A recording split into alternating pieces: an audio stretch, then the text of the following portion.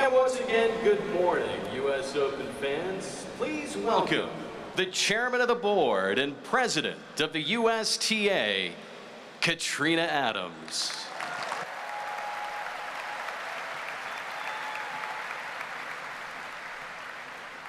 On behalf of the USTA, it is my great pleasure to welcome you all here on this very special day as we formally dedicate this magnificent new Louis Armstrong Stadium, the final jewel in our 5-year, $600 million transformation of the USTA Billie Jean King National Tennis Center.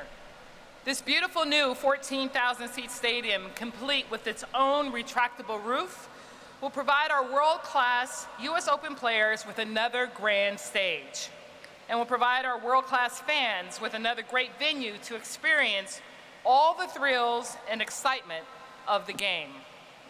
As we kick off things, I want to recognize some very special guests with us here today. My good friend, the Honorable Mayor David Dinkins, who is the heart and soul of this tennis center. Borough President Melinda Katz and other elected officials from Queens who have been such great partners and make us proud to be part of this community. I'd also like to welcome the students from PS 143Q, the Louis Armstrong Elementary School, right here in Flushing.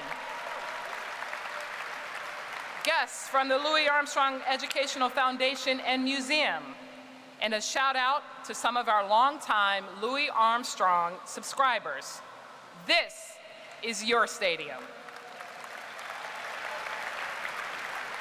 A project of this scope requires the dedication and commitment of a lot of people.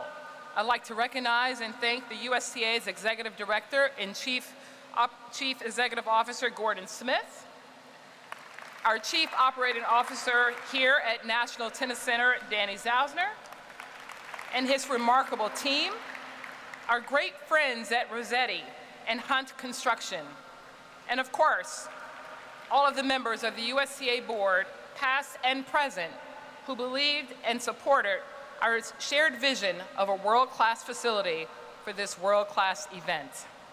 We are proud to have kept a revered and timeless name on this grand new stadium, both for the history that name has here at the US Open, and for the history that it has right here in this neighborhood, where Louis Armstrong lived and where the Louis Armstrong House Museum still preserves and shares his remarkable legacy.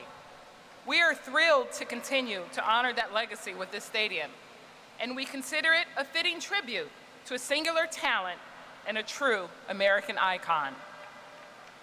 To help us pay tribute to Louis Armstrong, I'd like to introduce Mr. Oscar Cohen, a great friend of Louis Armstrong and a founding member of the Louis Armstrong Educational Foundation, to share some of his memories of the immortal Satchmo. Mr. Cohen?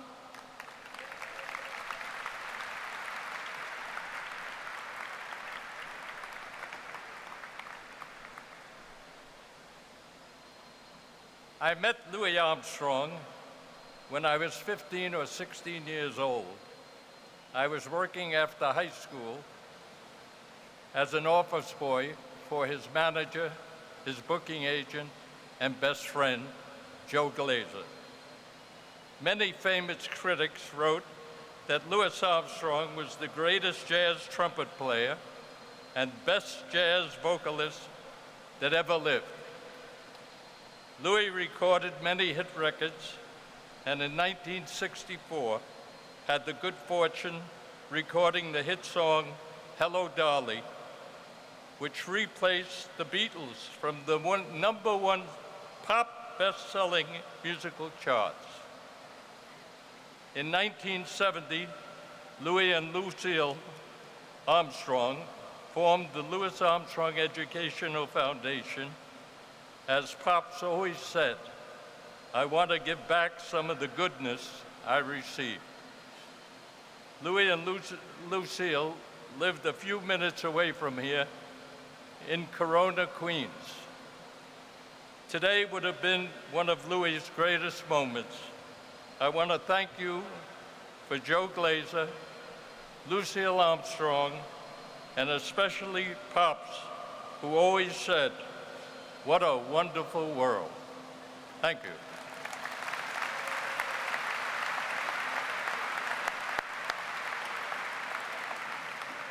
Thank you, Mr. Cohen, for those wonderful memories.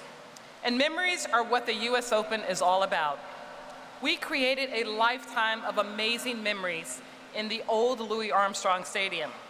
It was the stadium when we moved from Forest Hills to Flushing Meadows 40 years ago.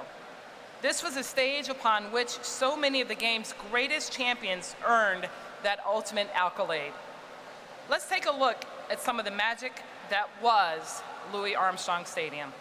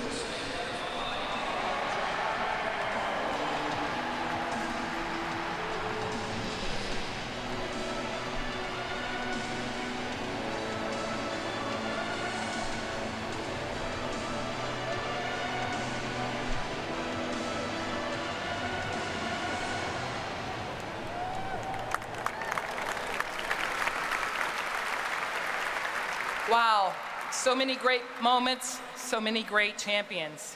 As we celebrate the 50th anniversary of the US Open, it's my pleasure to introduce one of the greatest champions of our sport. He captured all 4 of his US Open singles titles in Louis Armstrong Stadium.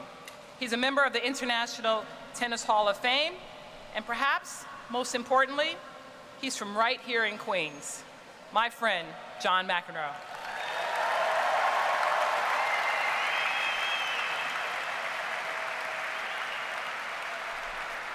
All right, this is awesome. First of all, thank you all for being here, and I want to congratulate the USTA. I've been asking for 30 or 40 years, please make an indoor stadium at the US Open, and it's been done, and not only we have 1, but we have 2 now, so they deserve a round of applause. We're on our way here. I was told by Tony Bennett, by the way, who was a good friend of Louis Armstrong. He said, John, his name was Louis. Call him Louis Armstrong. So we're now at the new, incredible Louis Armstrong Stadium. I want to personally thank Mayor Dinkins, because you couldn't hear yourself think on Louis Armstrong Stadium. The first few years I played this tournament, those planes were going overhead. And Mayor, thank you so much for doing what you did, not only for this event, but for what you did for New York City, and particularly the sport of tennis. Thank you so much.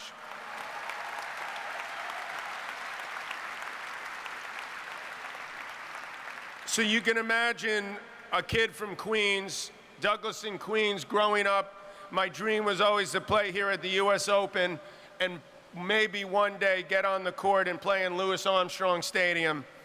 And so for me to be able to sit here today before my brother and I, who's over there, go beat up on Blake and Chang, I'd love to sit here and talk for maybe minutes, if not hours, about the matches I played here, because for me, Arthur Ashe was a great friend of mine and a mentor of mine, but unfortunately, I personally never had the chance to play a US Open match on Arthur Ashe Stadium. So back in the day when I was playing the, what was that guy's name? Jimmy Connors, I think was his name. I just saw Yvonne Lendl in the locker room. That damn guy beat me in the '85 final.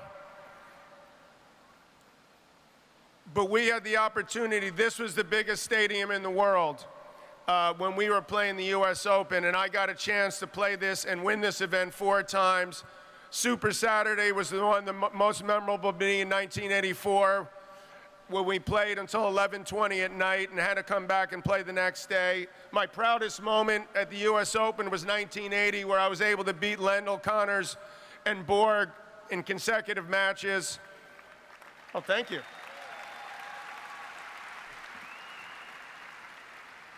And I've got to admit, coming here for all these years and now commentating, that I was getting concerned because they were going to, I thought, maybe do away with Louis Armstrong Stadium. And then they said they were going to get rid of the grandstand court where my late great friend Vitas Gerulaitis had so many wonderful moments. And we weren't sure what was going to happen. And finally, not only did they put this unbelievable roof over Arthur Ashe Stadium, but they decided to redesign this facility here, this court, and build this. This is the first time I've been here, and I've got to say I'm very much looking forward to playing in a couple of minutes, and I know the players are going to be super excited. And as a New Yorker and as a Queens boy, I couldn't be prouder of this stadium, so thank you so much, and enjoy this stadium.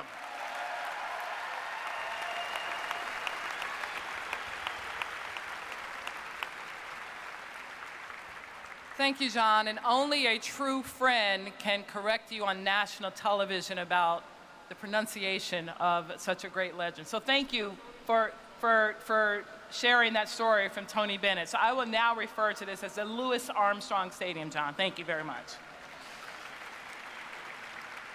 You know, as John can attest, there has long been a history tied between tennis and music. So many of our players are also musicians. And so many musicians enjoy playing our great sport. And while I've never seen our next guest hit a backhand, I have heard him hit some incredible notes on his horn. Please welcome an amazing talent, a musician, a composer, and the managing director of Jazz at Lincoln Center, the incomparable Wynton Marsalis.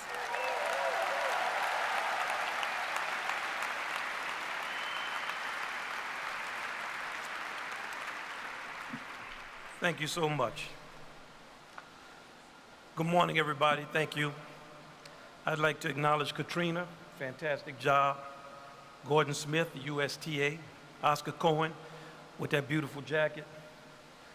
John McEnroe, off the cuff, soulful.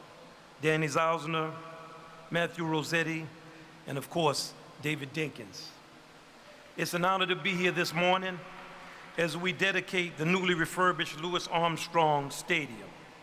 The USTA's commitment to Mr. Armstrong's name speaks to their understanding of American culture and to Louis's enduring legacy.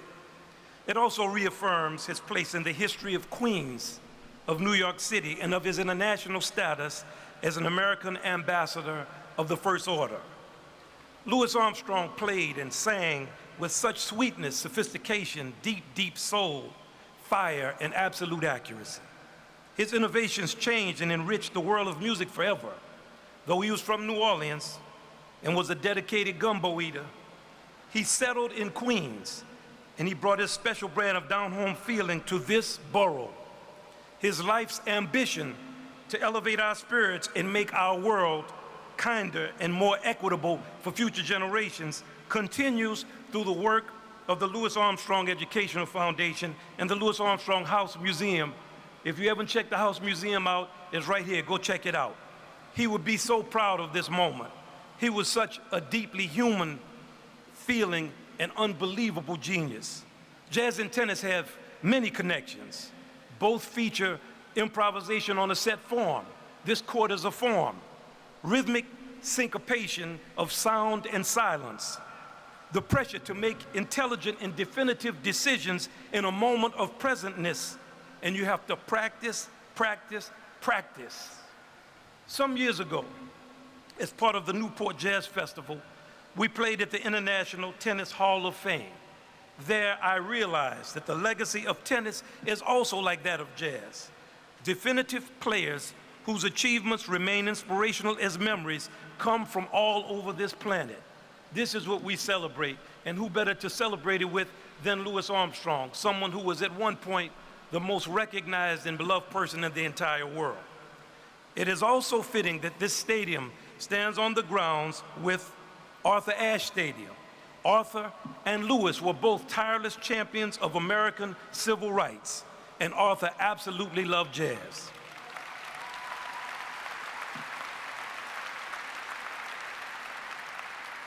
Now we're going to represent their and our traditions in music. This piece is entitled The Joe Avery Second Line, and we encourage y'all to get up, get your handkerchiefs out.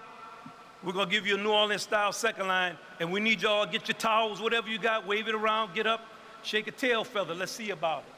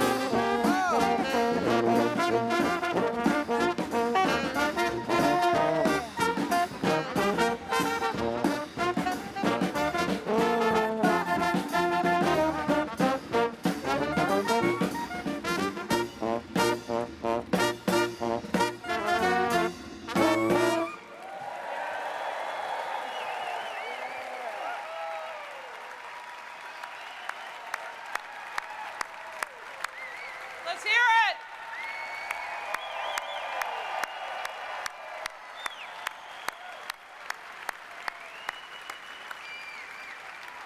Thank you, Winston, and all of your friends. That's what I'm talking about. You have helped bring our new stadium to life with that incredible sound that confirms that this new Louis Armstrong Stadium shares the soul of both its predecessor and namesake. And how about those Net Generation kids? They are the future of American tennis.